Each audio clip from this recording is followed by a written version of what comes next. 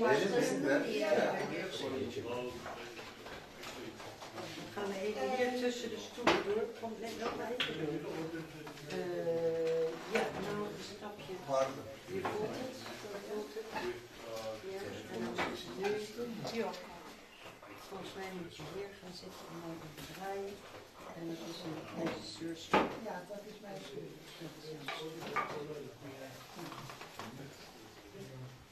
Kom het naast zitten. Ja.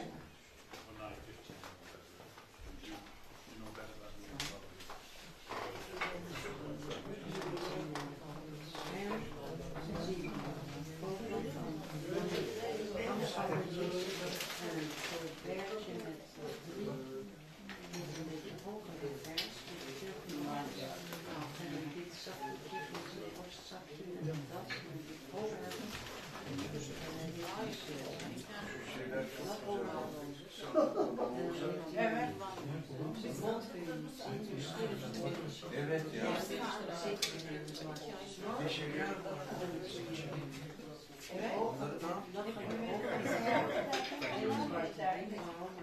Böyle var mı?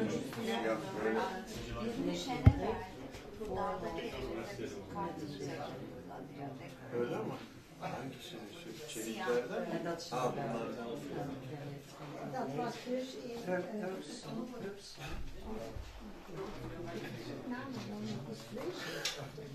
Ne bak ona korkuyor. Söyleyeceğim gibi dedikoduyu kalmadı yani. Bu kadar mıydı?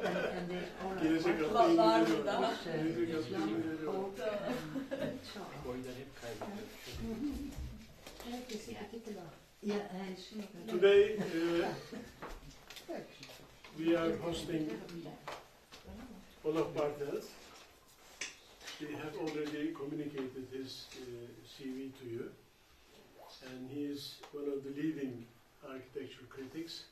But most important is that he is deeply interested in the contemporary architecture of Turkey. He is very well associated with many of the architectural practices here. He has his own reputation. I thank him for accepting our invitation and coming here. And he's going to talk about Gustav Oelsner. Oelsner was born in 1879 and died in 1956. And the most important thing I know about Oelsner is that I worked with the students of Oelsner. Melahat Topaloğlu, Mehmet Ali Topaloğlu, Bülent Berksan, and among many others, I think one of our talkers here, Baran İdil was among the students, and Rauf Beyru from METU, and he left a tremendous mark on Turkish planning practice, unbelievable. To an extent that when I was working with the Topaloğlu Berksan group, and they were saying that, look, what you are doing is against the principles of Professor Oelsner. The right and wrong was defined by him. He came for the Ministry of Public Works, Bayındırlık Bakanlığı, as an advisor for the planning.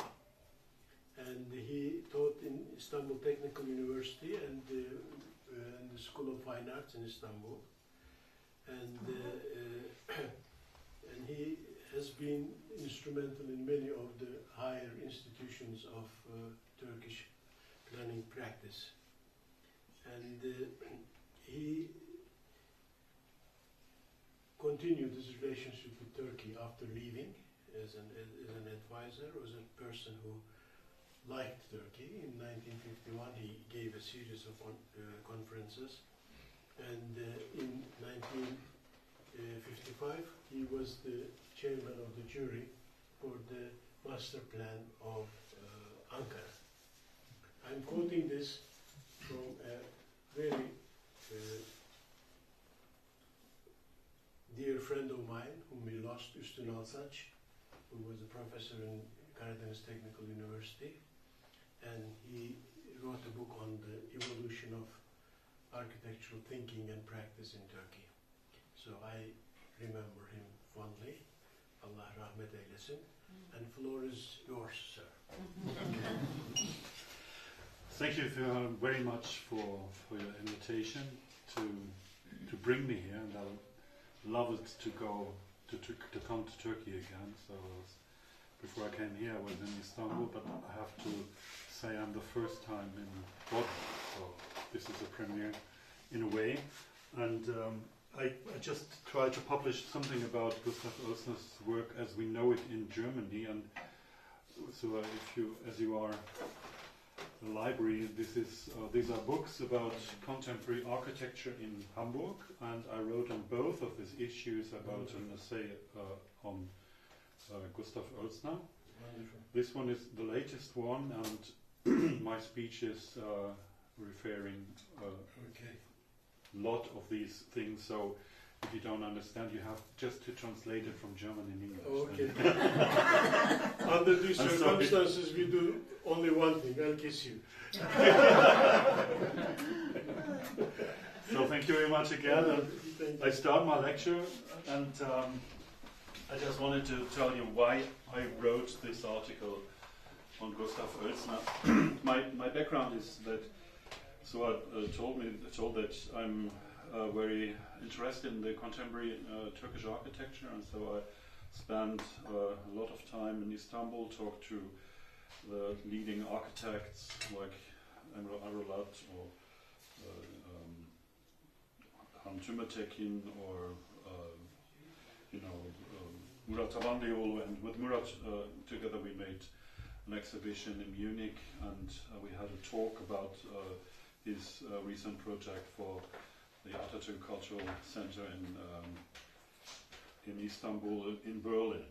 And so we had the discussion there, and I always come back to ask people, and I saw a lot of architects I'm asking and spoken to were here and made their lectures, like Mehmet Kütükçüoğlu or even Murat Tabanlioğlu and these things. So it's very interesting, but it all started with German architects who spent some years in Turkey, and it was the latest the project I wanted to follow a couple of years to find out what those people did in Turkey.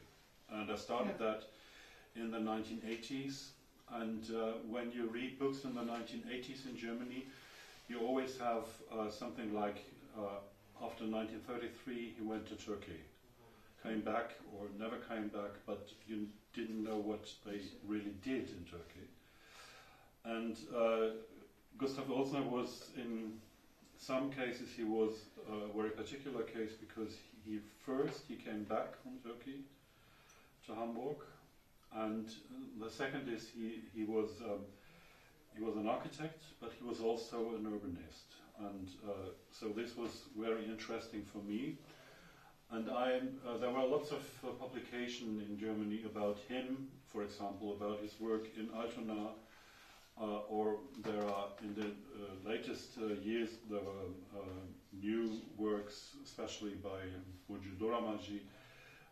She has Turkish roots and she speaks Turkish, so she came to Turkey and made researches on what these people left in traces, talked to former students or people who worked with these people, and so she wrote a very interesting book, and she called it Cultural Transfer. How did it work to bring the knowledge from Germany to Turkey, and how the knowledge is received in Turkey. So this is one thing. So I had two topics in that. First, I wanted to bring together something like a puzzle of the work of Oelsner, because most of these articles and works are focusing on a special situation or a special period in his work, and I want to bring it together and, so to speak, tell a story and to focus on him, on his personality, on his work, not only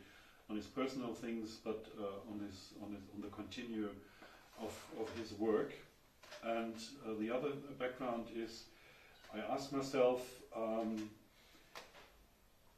did he came here to bring the knowledge to somewhere else, or did he come here and take a look what's going on and making his consolutions and his design together with the Turkish people, and so to speak develop that what he knows. And I've made my own researches in Germany, and I took the researches by Bodrum. She translated letters and articles Gustav Oelsner wrote in Turkish magazines. And, but I also made researches on my own. So I found some letters in the library in Hamburg. He changed with his friend Fritz Schumacher. Fritz Schumacher was a very important architect, so to speak, the chief architect for Hamburg in the years 1909 to 1919, and from 1923 to 1933. And he was responsible for the public buildings and for the development, for the city development of Hamburg in those years. I was very impressed because Gustav Oelsner was one of the last big designers of modern city development in Germany, and he was a pioneer of a cautious and social responsible renewing of the cities. And he achieved that he achieved an image of the city which is nowadays still visible, and you can follow it. We have a heritage department, but sometimes this is very difficult to convince these people to keep the houses. So, but in this particular case, it happened. So he was responsible for a social housing in a representative big city of the modernization of its old quarters, and he redefined the light and green city development in the outskirts of the city. But on the other hand, he designed a new architecture for a big city, Großstadtarchitektur. Perhaps I quote some things in German, and if you can translate this in Turkish, this would be nice. Because I try to translate the questions in English, but sometimes it's not a very good idea. So he had a big social responsibility and a very strict cultural orientation and a clear idea of the cityscapes. And with these skills, I think he was an advisor of the Turkish government when they tried to renew or to change the old cities and build new cities in Eliasist Turkish Republic. And there is a saying in German that's related to Deutscher Werkbund that says we are designing, and so no, from the pillow to the urbanism. In Germany it is vom Sofakissen zum Städtebau.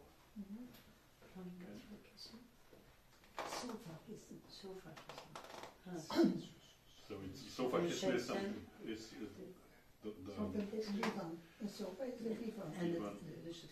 through the urbanism. So it's a very wide thing to design everything.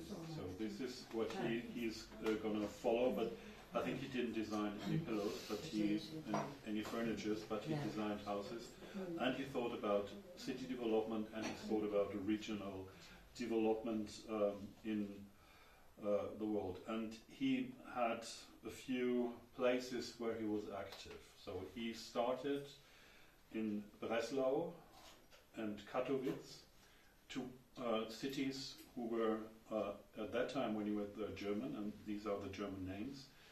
Now these cities are Polish, and they now were called Katowice and Wrocław, which is had nothing to do with the German title.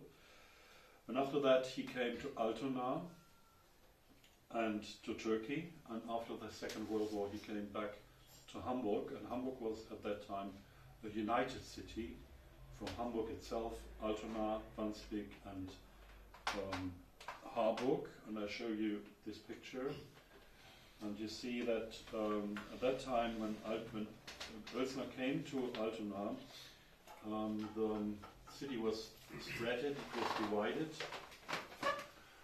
We have the old city center we have here. This is the old city center of Hamburg, and in the west we have Altona. This is a plan from the 1930s. Here's another city called Wandsbek, and around here is a fourth city called Harburg. And I give you another plan from the year 1864, and you can see that Hamburg in its historical scape and Altona, they were a divided city, and this is what Oelsner found. And you have to think that these city scapes were very delicious, because Hamburg was always a city on its own. They called it a free city, so they were proud of they don't have to give any taxes to the German Empire. And they had from King Caesar Emperor Barbarossa, they have a license to say that they don't have to give to the German Empire. So Hamburg was always, so to speak, an independent republican city. It was never, in a way, directly connected to the Holy Roman nation, Holy Römisches Reich Deutscher Nation, Holy Roman Empire of German nation. So it was a loose contact of duchenesses and kingdoms, and Hamburg was the only republican thing. At that time, 1864, Altona was ruled, and Schleswig-Holstein were ruled by a Danish king. So it was actually a part of Denmark. And then Mr. Bismarck started a war, the Prussian War against Denmark. They in alliance of Austria, and so they win the war. And after that, Austria was allied to Hanover, to the King of Hanover. And Prussia, for Prussia it was an affront. So they started another war 3 years later, 1867, and they win also this war. And so the whole surrounding of Hamburg was Prussian at that year. So this is a historical background, and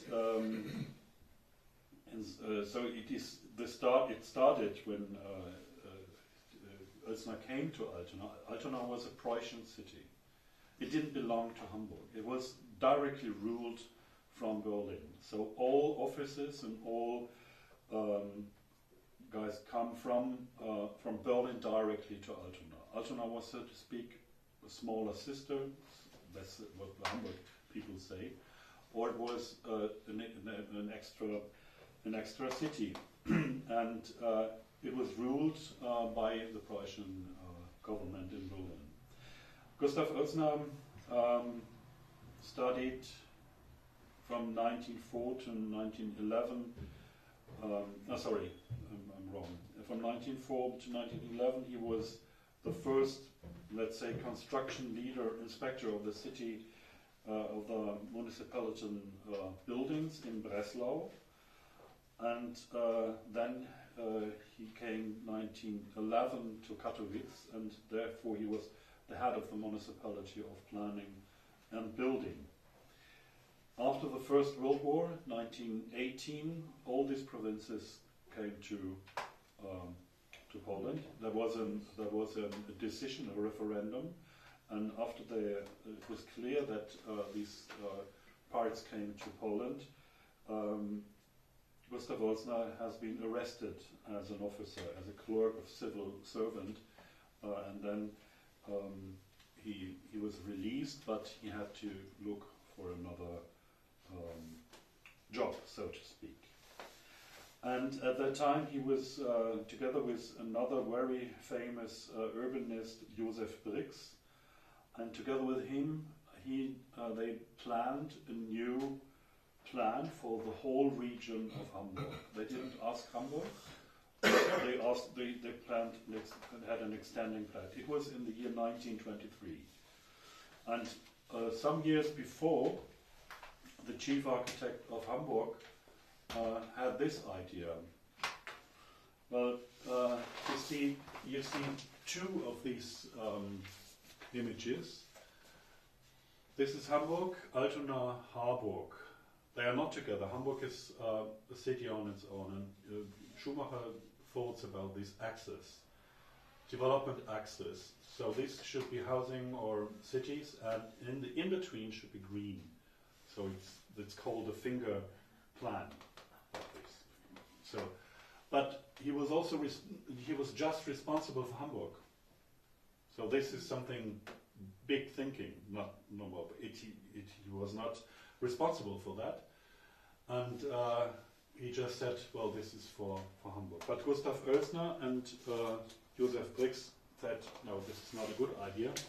We're going to develop the whole area in circles, and as they have the political power to do, because Prussia rules all the city around except Hamburg, they said, okay, we're doing it like this, and they want to develop the city, all the cities in direct circles. So the Prussian department for, well, I shorted it up, it's a complicated name, for city development or regional development, decided to give these two people, power of the plan. I think we come back to this plan, to this city again. You can see the problem is we have the river Elbe. It goes from the east to the west and to the northern sea, and this is the important access for all this city. Hamburg made over centuries a huge politic to fight all the cities along the Elbe to be the most important city and get the most important port.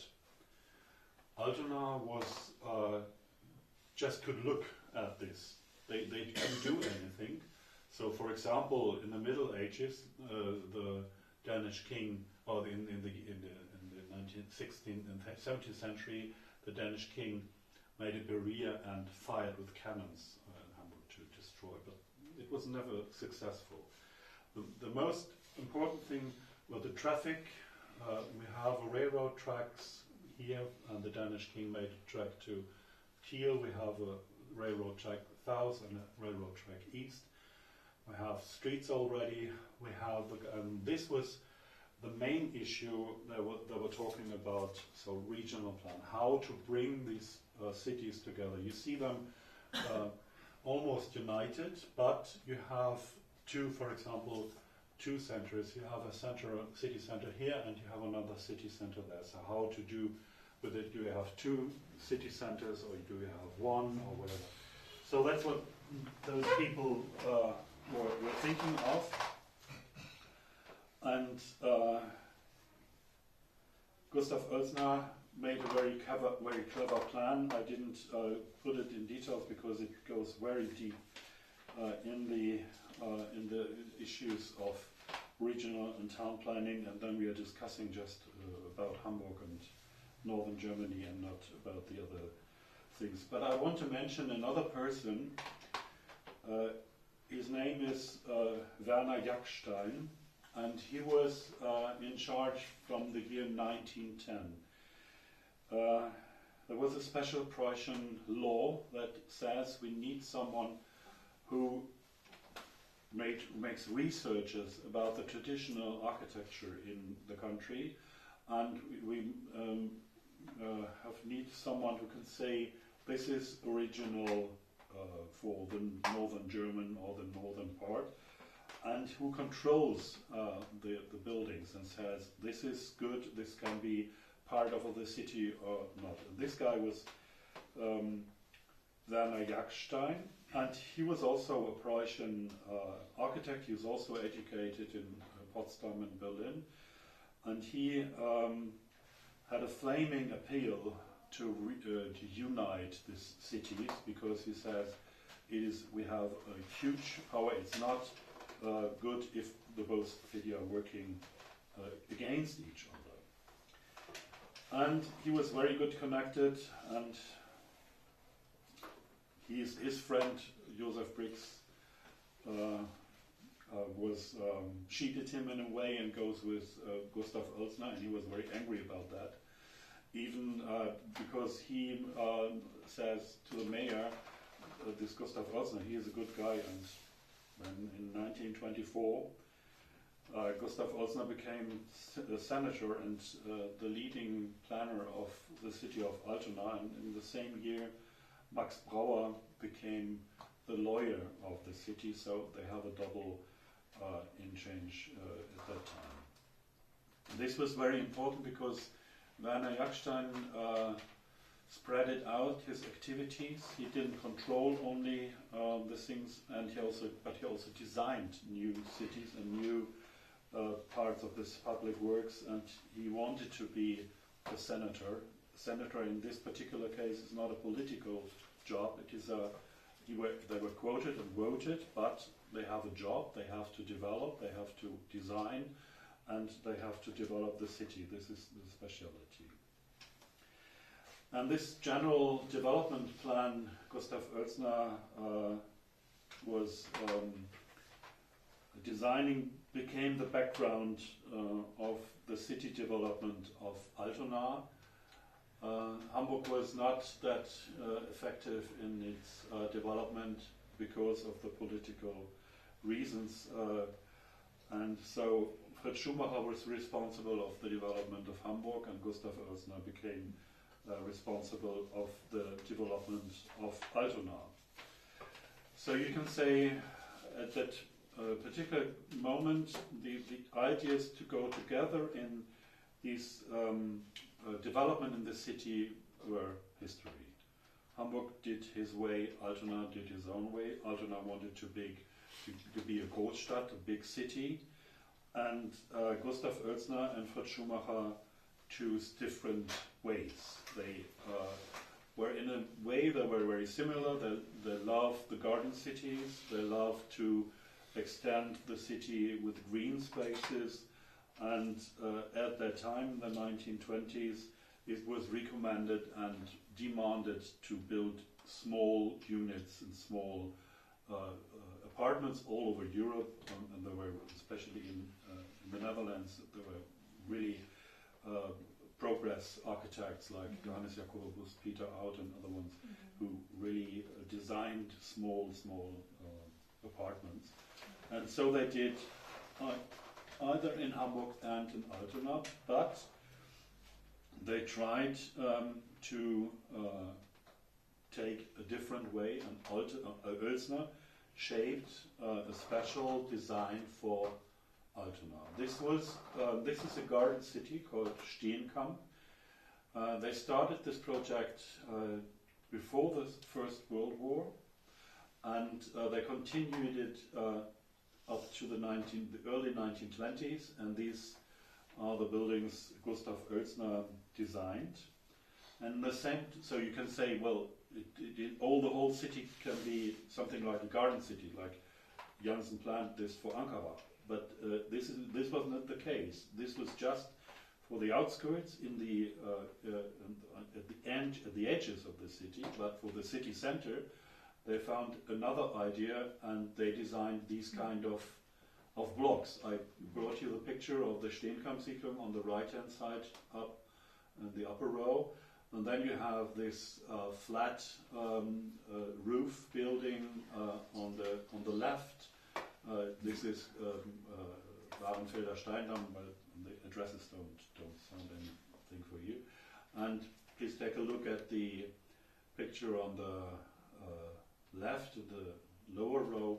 This was the first striped building they had in the year 1927, they call it Bunsenstraße. It is there are three of these stripes and a surrounding block. So they have a mixture of block structure and this striped structure orientated to east and west in the green, and the city and the street in the middle. And altogether, Gustav Oelsner created something the people say it is more modern than that what Fritz Schumacher did in Hamburg. So he was the guy who wants to find a way to have a moderate progress, a moderate modern architecture. His personal designs were related to classicism and Baroque. He was not a historian, but he was, so to speak, he wants to reform the architecture and not to make a revolution.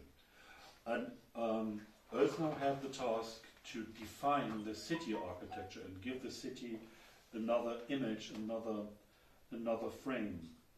And you see all these buildings. This is an early colored picture. I think you see it very likely. I found it in the 1920s. It is very seldom that you have colored slides, for example. But you may see that the color of the material is not red, it is yellow.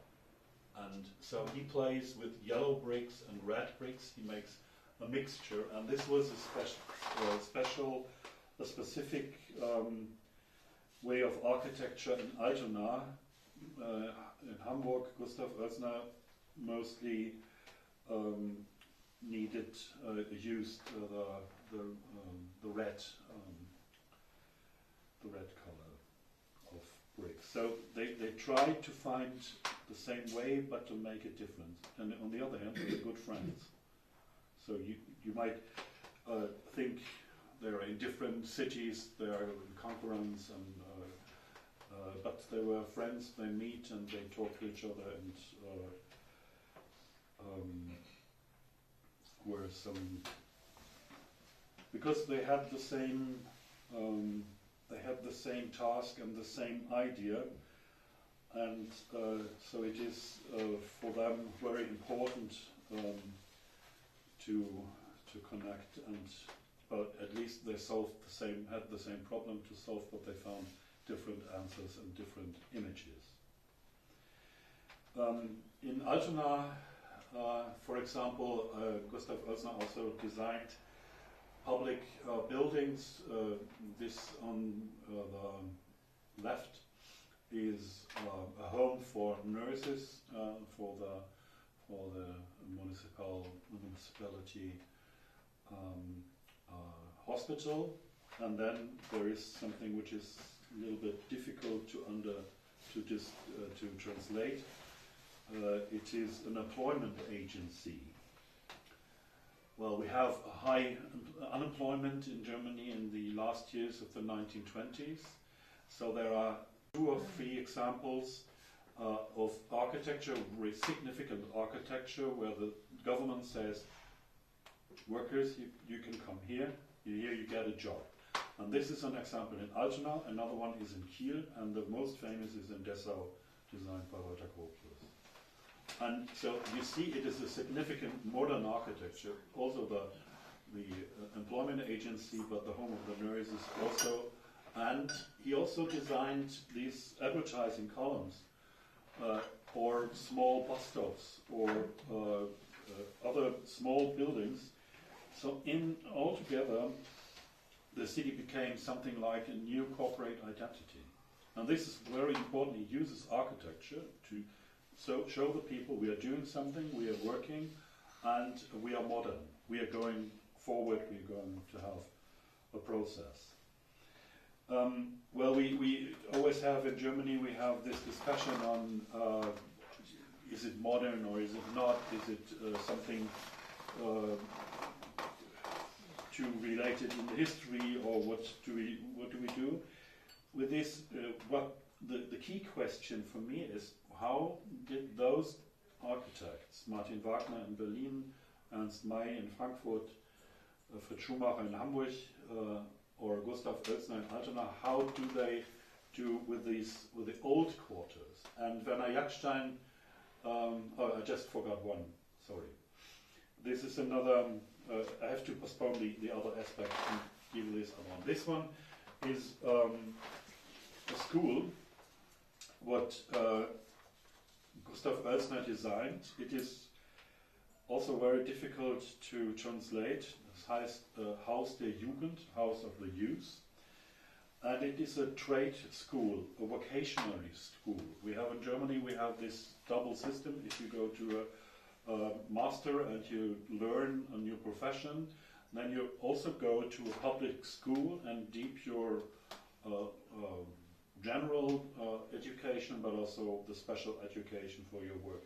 And this is a huge building which he placed in the center, in the new center of Altona. Well, I have to report something about Altona history, but it's very interesting. These are the edges of the old city of Altona. Here we have the old station designed in the year 1844. And in the year 1898, they postponed this thing, transferred this place to this place. And here you can see the new construction. The old station became the town hall. They turned it off. And then here's the new station. And here we have the same. This is the old station transformed into a town hall, and the new station. And in between, these are not buildings. This is a green space. There was a new square, and here we have another street. So this is Altona. This is Ottensen. So this is the center of the new city. And Gustav Oelsner placed the school right here, in the new center, directly in the city center. So for everyone, good to see. And so it is, so to speak, a big symbol, a nice symbol to say what we have in the center. We have this social responsibility was on a high rank in his idea and in the architecture. And it is, from architectural view, it's also a very interesting thing because it's absolutely rationalist architecture with concrete grids and those things. So you may think he has no interest in these kind of buildings. And these are sketches and aquarels by Werner Jackstein, the guy I told you before. And Jackstein fell in love with this Middle Ages building, and but Gustav Oelsner was not the one who wanted to tear it down. The municipality bought the sites of old houses, and when they collapsed, they built new houses, but they shaped the size and the inside of the building. So they wanted to save these old buildings. And for example, there is a very interesting. This is a very interesting area. I showed you this plan. You have this place. It was called the Square of the Republic in the 1920s, and we have the old station and the town hall here, and the new station here. And this is on the east side, and we have, for example, we have this old town hall. We have here. Sorry, we have here. Yes, the old town hall, and we have some places over here. And Gustav Oelsner decided to reconstruct and to refurbish the old town halls to put in the archive of the city. And this is was a very famous Danish architect, Claus Stallknecht, who designed that. So it's also something came over from the Danish time. So he was also, Werner Jackstein was very much interested in the Danish history and the relations between Germany, northern Germany and Denmark. So he related his old the whole discussion he was related on this issue of the contacts to Denmark. So he says we have to work together with Danish architects. And, they had a recent discussion, but it's a lecture on its own on Werner Jackstein. Even the most important buildings of the history of Altona were saved by Gustav Oelsner, and he took very good responsible also of the old quarters of the city. So you can ask yourself, is it really a modernist, this Gustav Oelsner, or does he fulfill his task in this particular case and found a new idea and a new definition of a city architecture?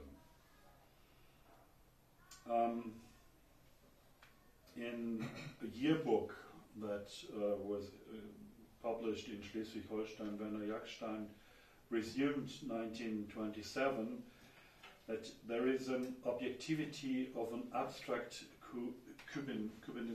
cubism that had influence of the so-called Heimatkunst, the regional art of architecture. But it saved the regional way of building, and only the building of the big cities, like in Altona, they had in addition another architecture. So that's what Werner Jackstein says. He's following this idea of the regional and traditional related architecture, but he accepts what he calls an abstract cubism for the city architecture. And this abstract cubism, I think, defines the architecture of Gustav Oelsner in Altona very good. What's the year? Pardon? What's the year for this accession? 27. 27.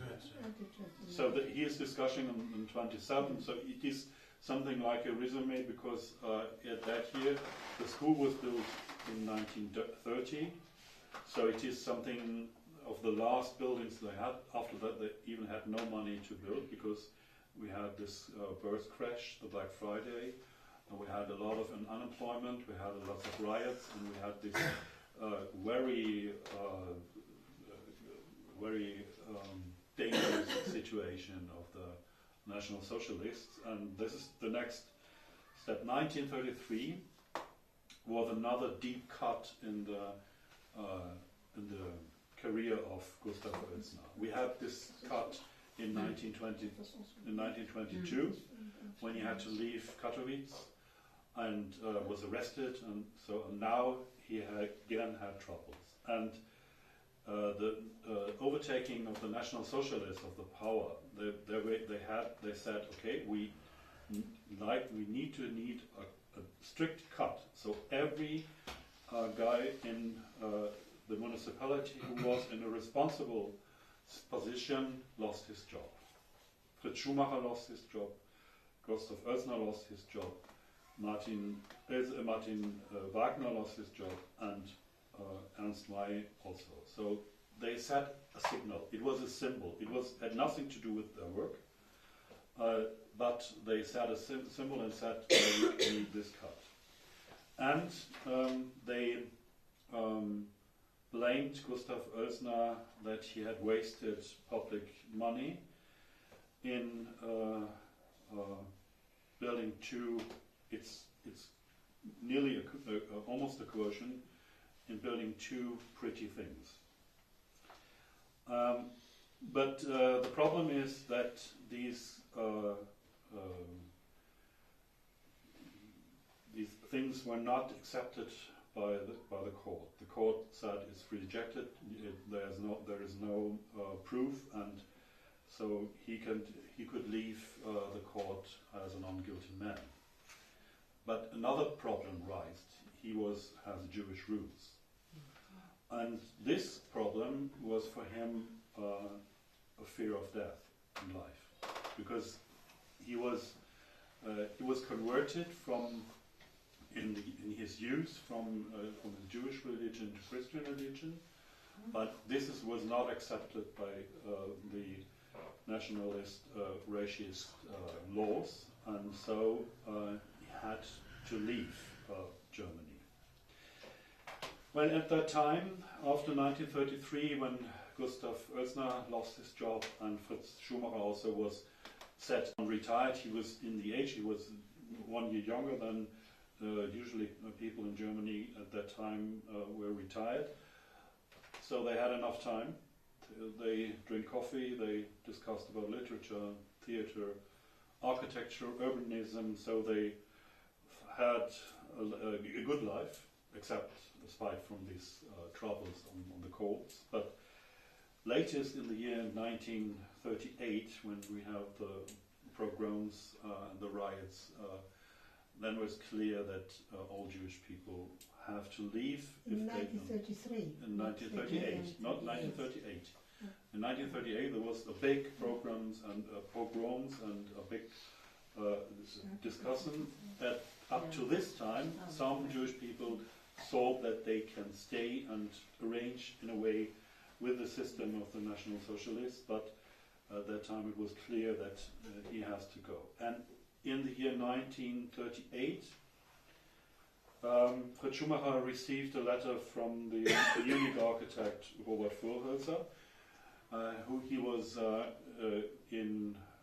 at that time the leading architect in the architectural department of the Academy of Fine Art in Istanbul, and he said that the Turkish government is looking for someone, a specialist for urbanism.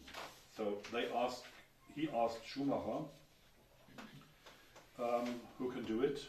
Perhaps you, Mr. Schumacher? And he said, no, my friend Gustav Oelsner needs it.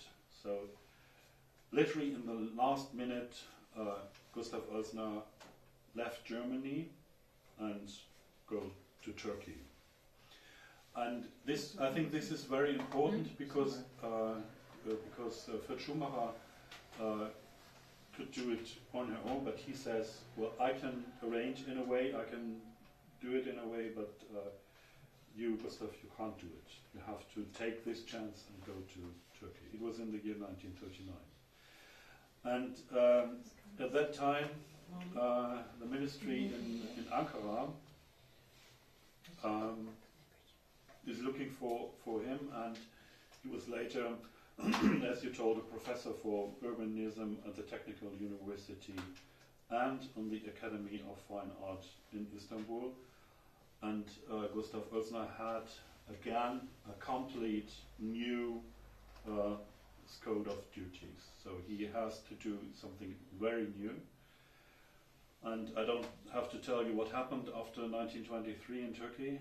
So this is important for the German readers. So I try to skip it, but it was, in my understanding, was very important that this social and cultural change which took place in the 1920s in Turkey, which was at that time very much impressed by the Ottoman Empire and was to change to a laicist republic. Also here there were some consequences for the city development, and I think this was the reason why they asked Gustav Oelsner to come and to inspect the plans, how to change the regions and how to change the cities.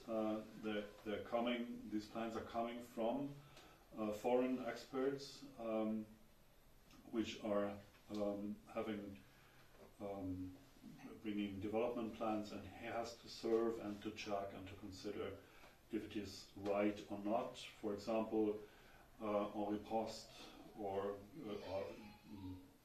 Hermann Jansen also made plans. He finished the plan for Ankara in 1927, but he was later responsible for smaller cities and made decisions and plans for smaller cities.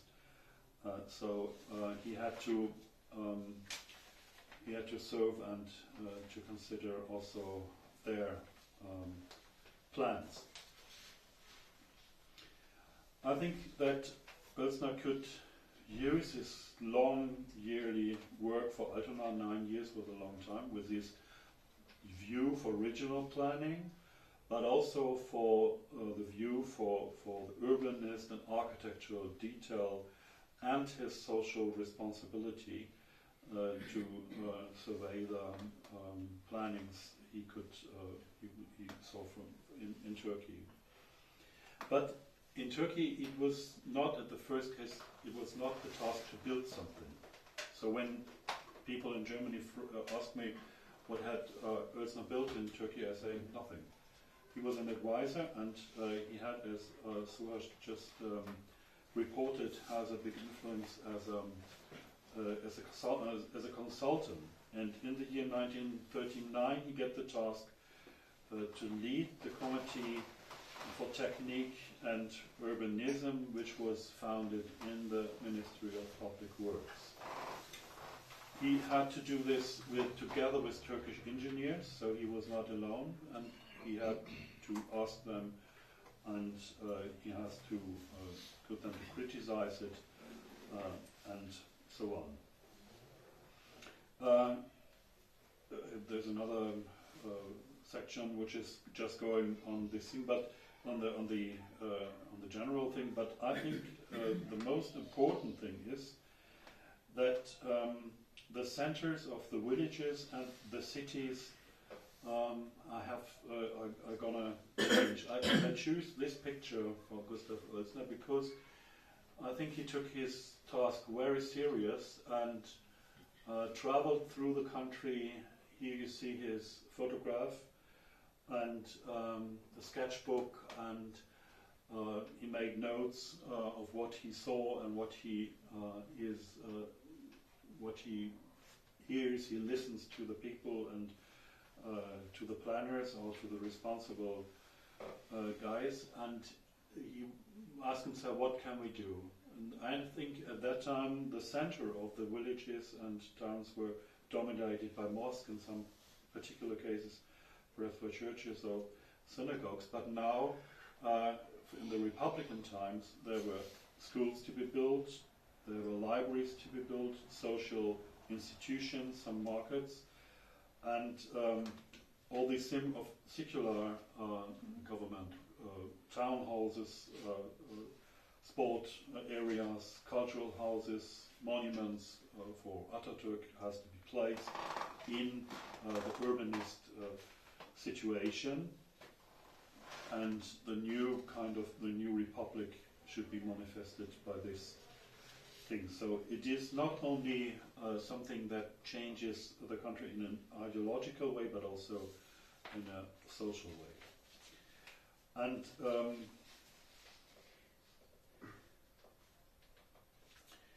on the other hand, it was very important to find an efficient agriculture and a good organized industry with infrastructure to bring the whole country and its people to welfare and prosperity.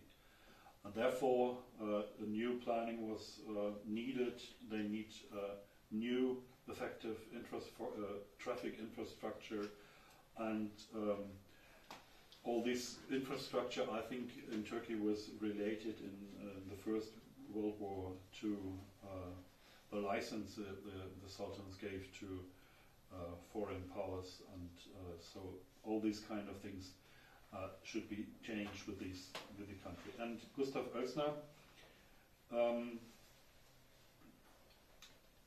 felt himself welcomed as a guest in his country, and he was very thankful for his exile. And I think his zeal is proving this thankfulness that he what he felt when he wrote 1947 to his friend Fritz Schumacher from Ankara. And this is it's in German very difficult because it's not very good to understand, even if you speak good German. So I have to read it 3 times to understand, but I try to summarize it in English now for you. He says that the consulting of the people with the knowledge of the consulting of the Turkish people is very difficult because their knowledge of human nature is higher than ours. So that's what he says. And so you have to be very careful. So you don't have to do this, do this. We will quote you on that. That's how I translate it. Hopefully I understand it very right. So he says the loyal attitude is of the host country. So this is the loyalty is very independent. It's very important, and that's the reason he thinks why he is so spoiled in this country. He says, I know all the cities, and in my dreams all these cities are coming back. So he said he really got these images really good insight, and he said the application of the people is, for example, proved in a simple situation. So he's describing a situation that he lost his shoes in the taxi, but you know better than me that he wear these shoes people wear in mosques. Yeah. And then he had the rubber shoes on. Plastic. And then this rubber shoe, one of his rubber shoes he lost in the taxi. And he was inside, and after some hours the taxi driver came back and gave him the shoes. So he was giving the shoe he lost. And so he was so impressed that he wrote this to his friend and said, this is the right application.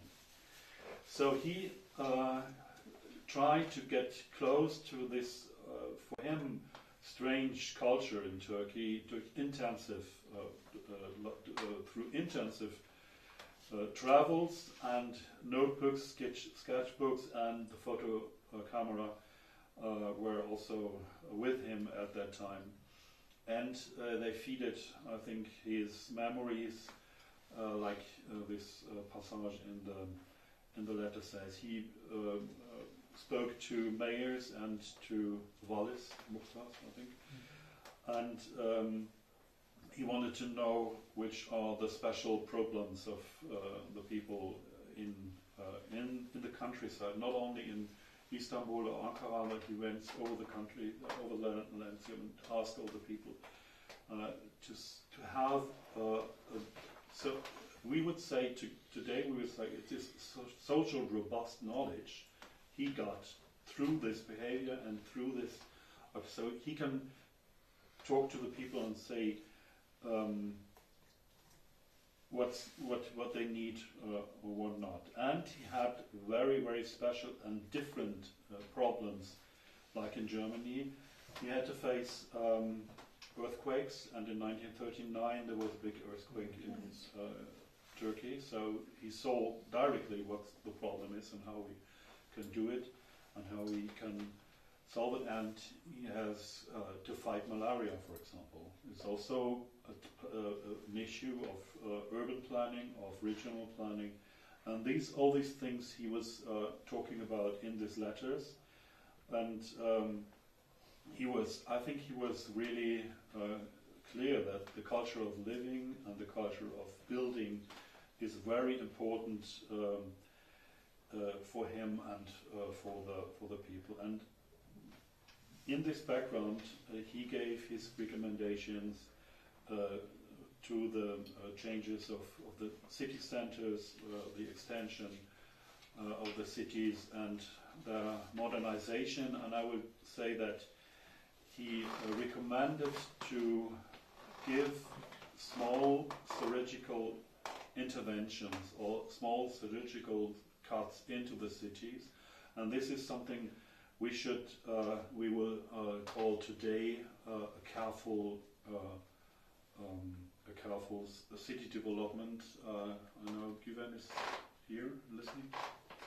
This is something what Hartwalter Hemer discussed in Berlin 1987 again. He calls this behutsame Stadterneuerung, which is nothing else than careful city development, and I think this is something what Gustav Oelsner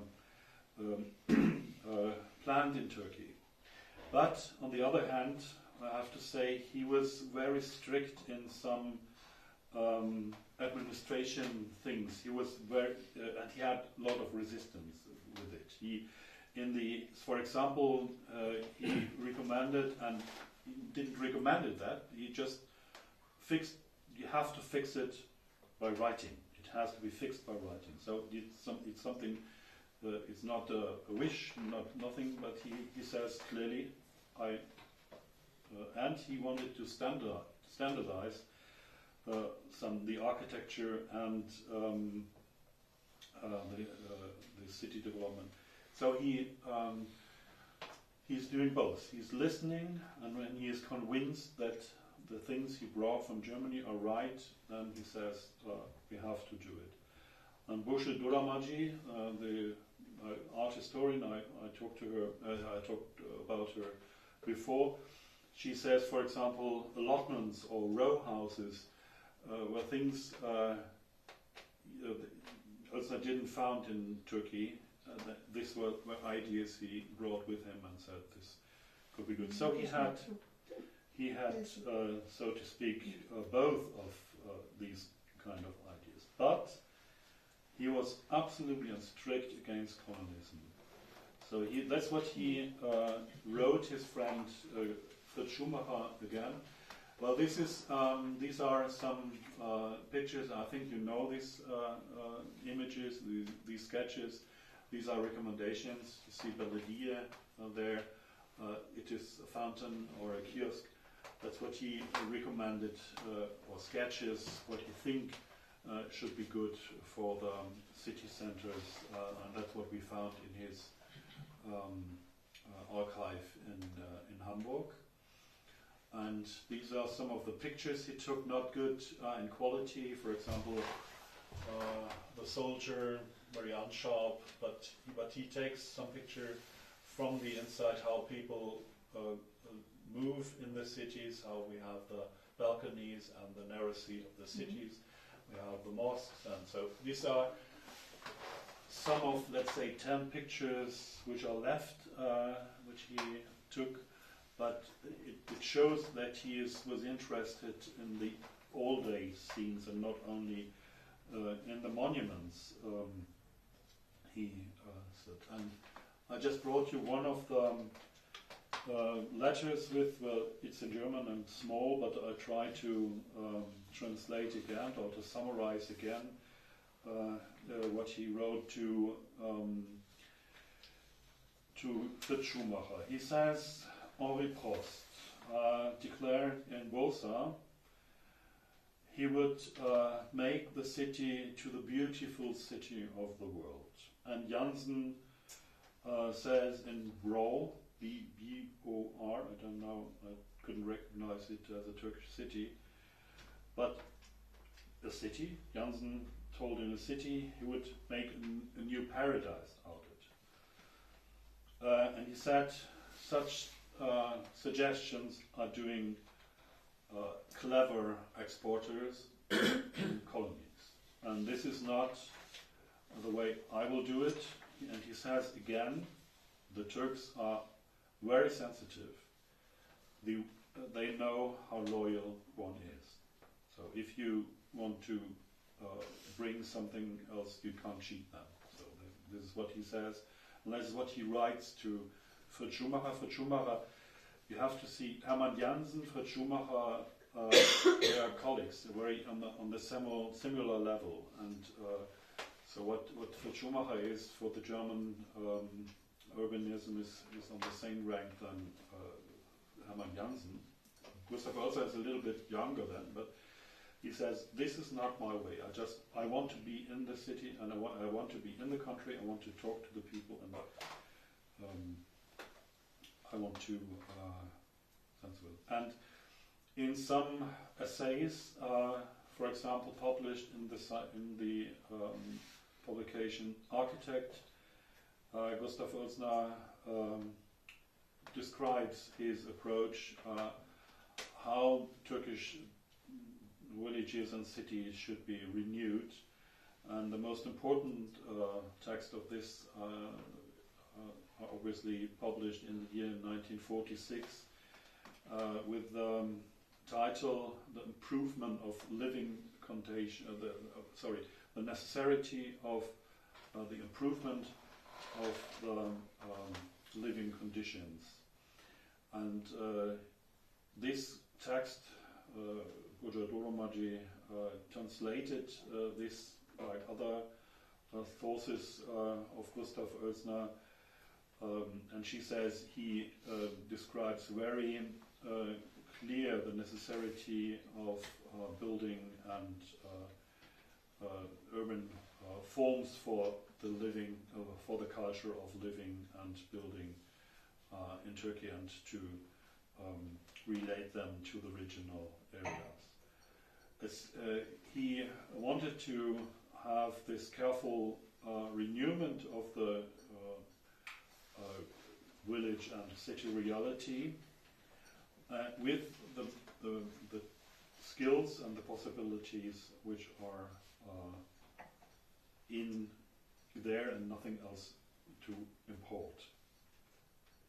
And in the center there should be also, it should be always the humans, and the life in urbanism should frame, the urbanism should frame the life. This was something was Fritz Schumacher was quoted before, and he says, okay, this is what you said and you are right in that. So urbanism is not a shape, but it is a progress.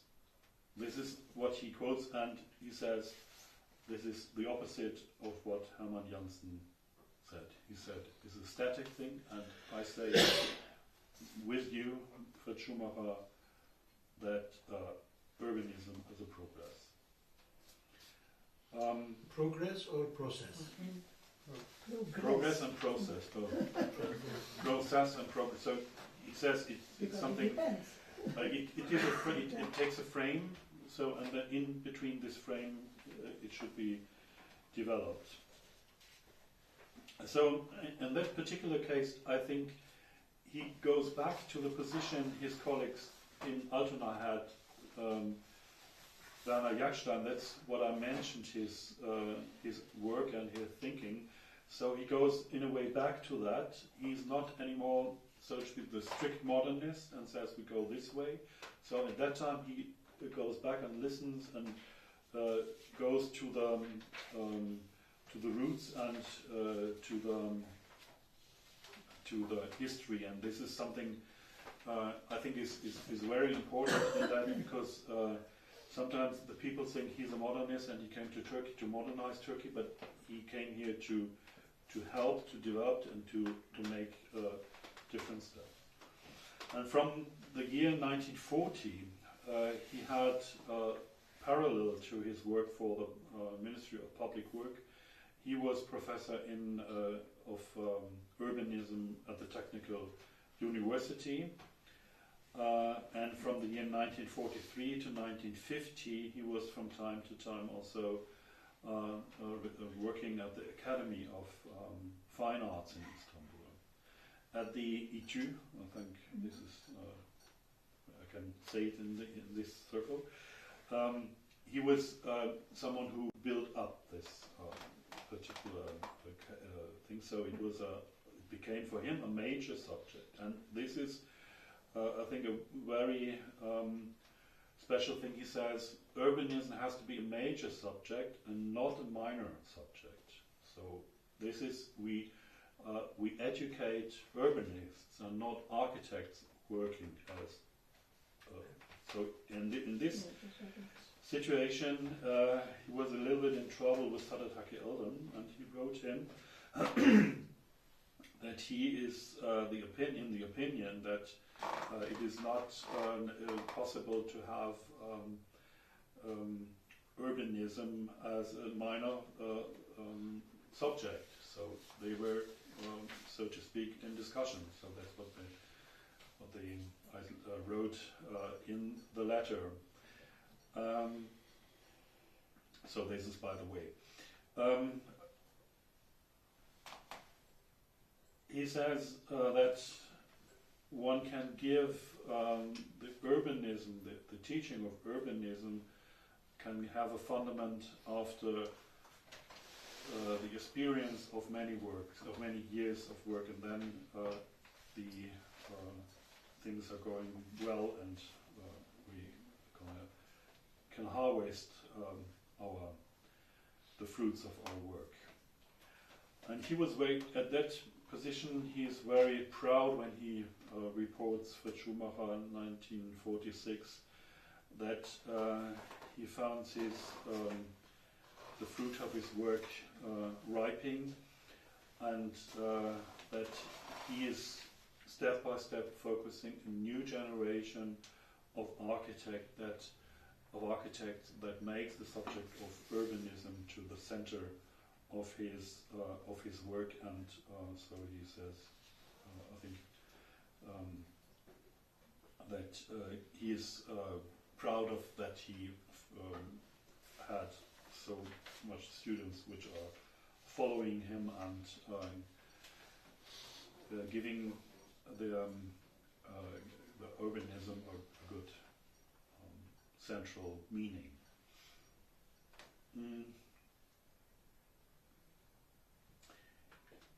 He wanted to give the students an open eye for the treasures of their own country.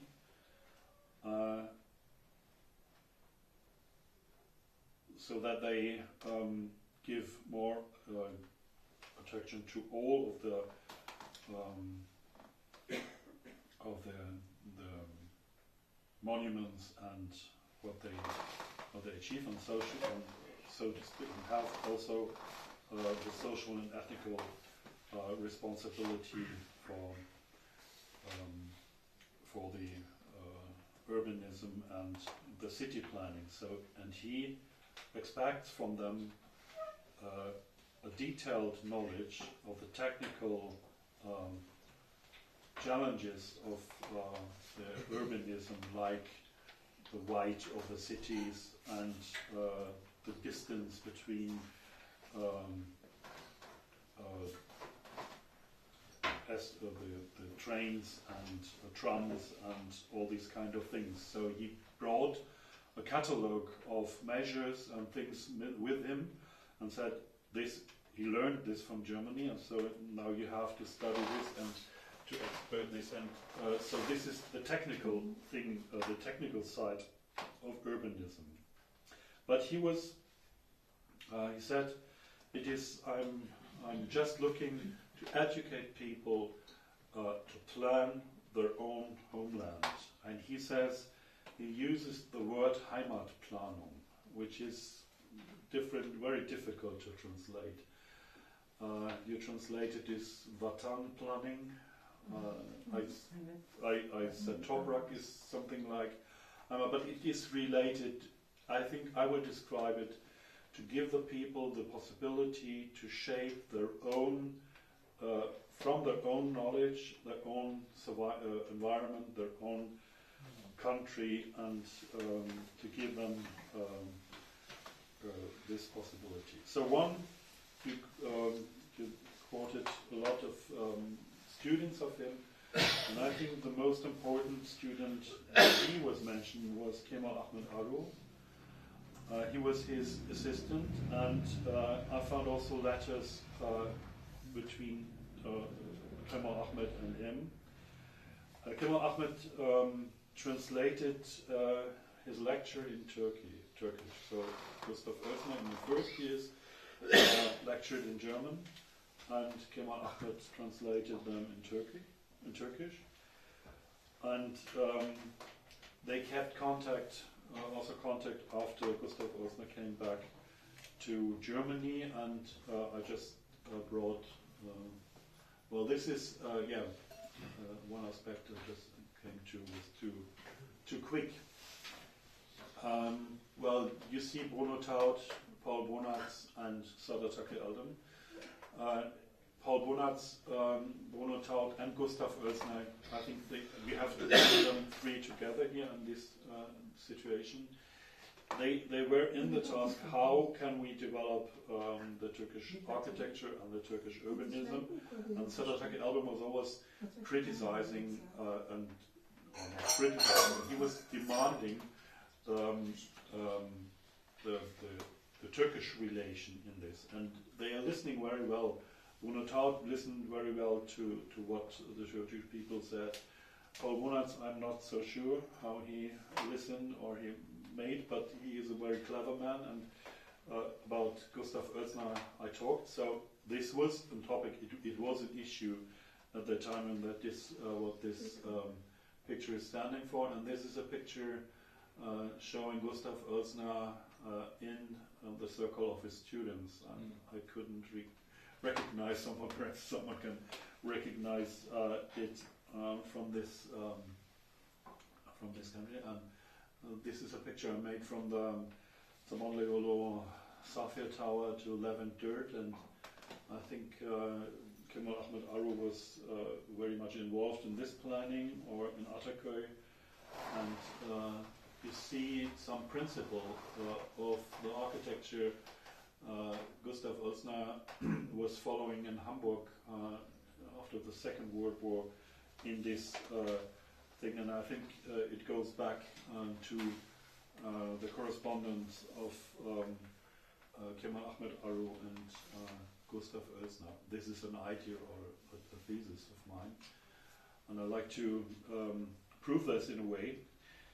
1949, Gustav Oelsner came back to Hamburg, and Max Brauer forced him to come back. You remember, Max Brauer was the mayor of Altona at that time, and he was the first elected mayor of the Greater Council of Hamburg. And the first mayor was set in by the British military government, and the first quoted mayor was Gustav Oelsner, was Max Brauer, and he forced Gustav Oelsner to come back. He didn't want to come back because he loved to stay in Turkey, and if they didn't ask him to come back, I think he would have stayed here and died here and get the rest of his life here, but they convinced him to come back. And he met a lot of people from the time before. Some came back, some stayed there and made a career during the National Socialism. So this is it is a different and a very difficult situation for him, and he found the city like this. Sorry.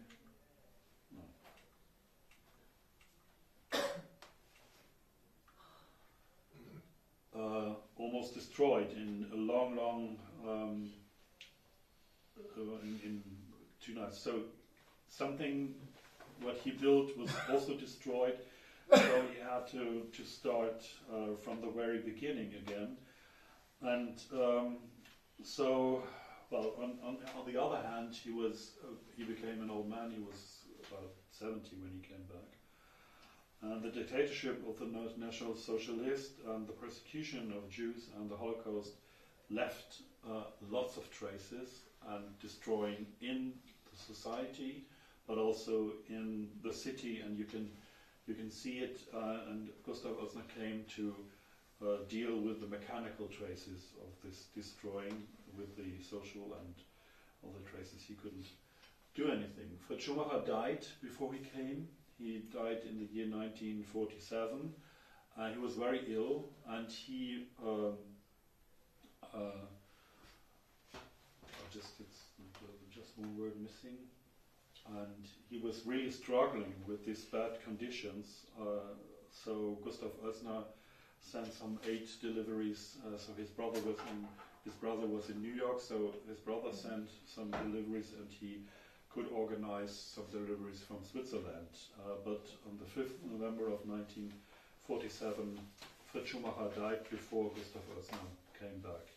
But in this year, Fritz Schumacher was still very busy. He was ill, he lays in the hospital, but he wrote letters and contacted the first mayor who was installed by the British government and says, the one who can follow my position in Hamburg is Gustav Oelsner, and I like to have him there, and that's what he also suggested to Max Brauer, and Max Brauer quoted that to Gustav Oelsner, and Gustav Oelsner came, but he says, it's a problem for me, I can't do this job because I'm an old man, and in respect of the work of my friend Fritz Schumacher, I couldn't do this because I can't fulfill the gap he left. So, but what I can do is, I can survive, that's what he did in Turkey, I can survive the general development plans. For example, in the year 1947 there was some discussion, so he came and made some recommendations to this planning, but he wouldn't take over this job. So he was directly he was a consultant to the senator. In this particular case, the senator is a political job, and the Oberbaudirektor, this was the job Fritz Schumacher had, is the working job, but he was directly connected with the senator, and he recommended some things. He recommended also the guy who would be the follower of Fritz Schumacher. This was Werner Hebebrand. He know him from other places, and then another guy came, Ernst May, and he was not very lucky with Ernst May, because Ernst May is a modernist like a bulldozer. So he was taking everything down, and that's what he never accepted. So he was really not amused with this idea. And another background to have a more free contract with the city of Hamburg was his wish to travel between Hamburg and Turkey. You mentioned that before. And he came in the year 1950, 1951, he came back to give lectures, and but his health conditions were not very good at that time. But he had the correspondent with Kemal Ahmad at that time. So in the year 1994, Kemal Ahmed came to stay in Hamburg for several weeks. So he hospitated in the Baubehörde, which is the office, the planning office, and he visited Oelsner at that time very often. 1952, Gustav Oelsner had been retired, and so he had a lot of time to write between Kemal Ahmed about what happens in Istanbul. And well, I thought he will tell him something about Hamburg at that time, but he didn't. He just mentioned, but he mentioned other things. He mentioned the development in Switzerland, and he recommended him to go to Switzerland, Schumacher, and the building again. And you see that Levin Dirt. He also designed Levin, the first part of Levin, which is a more garden city thing, and the Ataköy area close to the Yeşilköy airport Atatürk airport in Istanbul. And I think he was Kemal Ahmed was also looking for other examples of designing, and Gustav Oelsner recommended him, as I said, Switzerland, and he praises the principle of the street which is not following the building is not following the street area, and he quoted this for the building in Zurich. We'll come back to this later. And 16 stories dominant, and a wide landscape of green in between, and the Swiss topography is very interesting for him, and very, very interesting. So there are no single gardens, everything is in a unit, and this is what he likes, what he likes very much. But he never came, and at that time, Albert Heinrich Steiner was responsible for the principle how they developed Zurich at that time, and you see the Bath Lezigraben, which was designed by Max Frisch, the literate here in conversation with Bertolt Brecht, and he guided him through this area. And this Lezigraben, I don't have any pictures of Zurich at that time. That should be a symbol for that. And I wondered why Gustav Oelsner didn't recommended him to come to Hamburg and see what happened in Hamburg. He recommended him Switzerland. And one of the background can be that the open, low-danced and wide area planning was not a new principle from 1945, but it was developed during the National Socialism. In the years, the general development plans of Hamburg, for example, in the years 1941, are following this open landscape with small, tiny houses in the green area, and they continue these plans over the year 1944, 1947, and 1950.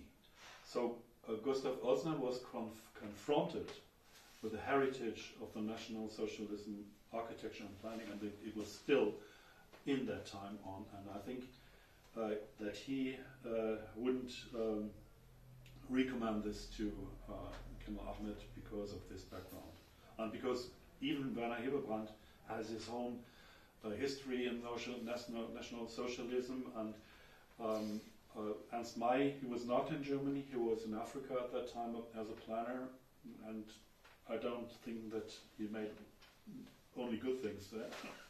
So it is difficult at that time. So Oelsner's coming back to Germany was a little bit different. He found some people who were very friendly to him. He was very felt he was warm welcomed, but there was also a requirement of redemption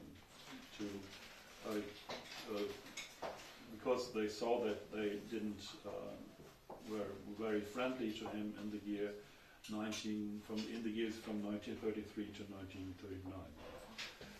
1939. He got new honorable memberships, and the most, I think the most important award was that he gets 1950 the Fritz Schumacher award. He was the first one to get this award. In 1955, Gustav Oelsner made his last journey to Turkey.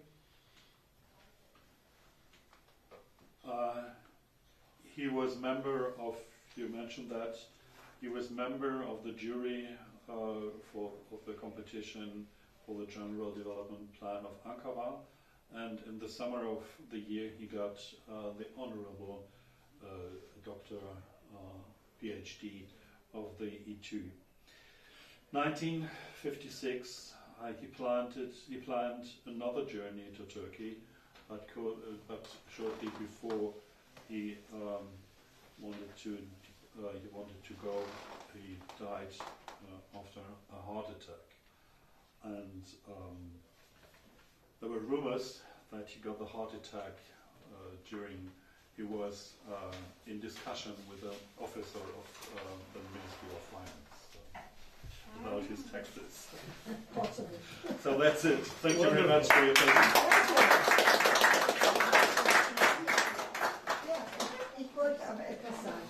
Bitte. Also persönlich So, wollte ich mich bedanken, auf Englisch, okay. personally, and also in the name of Murat Ural and Figen Kuzite, I want to thank you. Because we have learned a lot from you.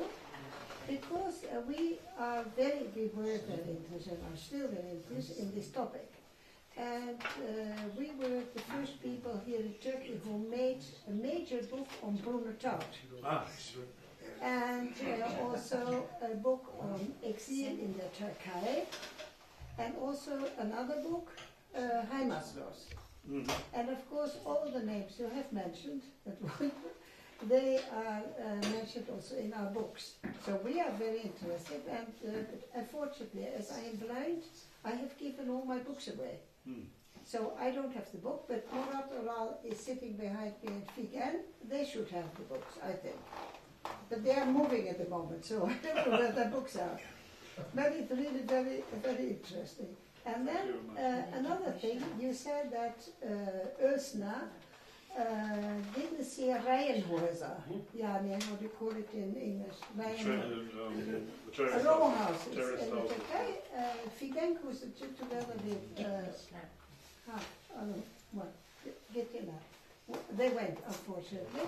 But Figen Kuzite together with Afif Batur has made a book about those Reihenhäuser, and they found some 100 only in Istanbul and around Istanbul. That were constructed already in the late 1800s. Yes. Yeah.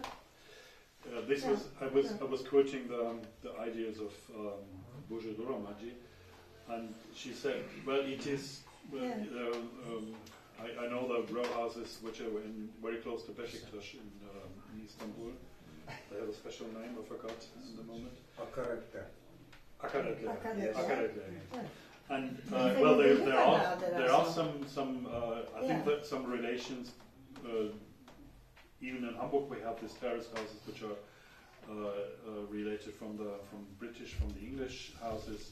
But it is what I wanted to say with that is that when Gustav Oelsner was convinced that something he brought from Germany is good for Turkey, then he's going to provide it and says, good. And when you say, well, this is not good for Turkey because this and this, and he's listening and saying, I think he is not the born idea of the road houses. I think it is worth to have a study about the idea of road houses. What is a row house? What the house with one wall, for example, and we have to make researches how the people in England or the people in Turkey or the people in Germany or in the Netherlands found the idea to do it.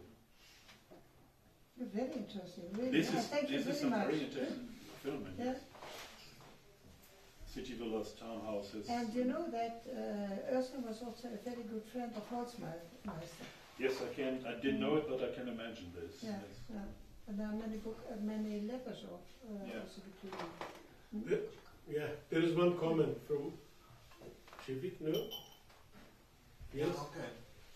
I think I'm probably the only person who's had personal contact with Professor Oelsner Wonderful. though in my childhood. He used to come to our house for dinners while in Ankara. My father was the Director General for Construction and Urbanization and the Ministry of Public Works. And they worked together directly. And I cannot say anything about his profession or everything you have explained, but I can tell you something about his personality, which has struck me very much and left an impression on my life. Because you used an expression, you said he was a very strict man. He was so strict that everything was rules for him. And I'll give you a few examples, just a couple of minutes. He would be invited at about 8 o'clock for dinner. He would definitely come 10 to 8, walking up and down the street. We would watch him from the window, and he would look at his watch, and exactly 8, he would press the bell. This was always the case. And this really had such an effect on my life, I must tell you. My father used to say, you have to be like Professor Oelsner. You have to be like be in time. Be like Professor Oelsner, you know. And this kept on and on. And I'm a very punctual person, by the way, from these days. And the other thing is, I remember there was I was told that when he first visited our house, he came for a meal, he bought 3 things. Now, I don't know if these were from a Jewish background or a German background, but they had, the person who goes to somebody's house for the first time had to bring 3 things. I can't remember the third, but I know the 2. One was a salt shaker, a large one with a brass cap and cut glass, which was always on our table, dining table, I think until my father died. For many years, it was always there. And this was probably for bereket. Prosperity. Huh? Prosperity. For prosperity. Then there would be a thread, nedir iplik kokası. Yumak. A bloom of thread, silk thread, which means long life. I understand. I can't remember the third. Okay, but anyway, he was there one day. He left the house at a very late hours. It was raining heavily, and he is in trench coat, his long and his hat. He was standing there, his hands in his pockets, waiting to stop a taxi. The taxis were passing by, but he was being a German. He would raise his head like this all the time. And in Turkish that means no. So no taxi would stop. He was taken to hospital with pneumonia afterwards. And I'll just tell you one more thing. My father went in 1953, he went to Germany to bring back 30 German architects and civil engineers to work at several projects. And my mother was pregnant to my brother at the time, about 5 months or so. And when they were in Hamburg, she was suddenly struck with appendicitis. She had to be operated. And it was Professor Oelsner who took care of everything, hospitals and etc. And then she took my mother home with my father, where she rested for about a week at his house, and he had adopted 2 girls. I don't know if you know about it. No. And as he was never married, I think, and he had 2 girls in the house, and he would give them. This was again always told to me as Professor Oelsner's measurement strictness. He would give the 2 girls bananas, and they had to be 10 centimeters for each. They could not be anything longer for one and shorter for the other. It had to be equal. So this is my husband's friend. Can you present this? Mr. Bartels, Herr Bartels. This is a rule here, a tradition by Suha, my dear friend, and as for your acceptance and giving us all this very nice information tonight with this conference on Professor Oelsner. Thank you very much. Very good.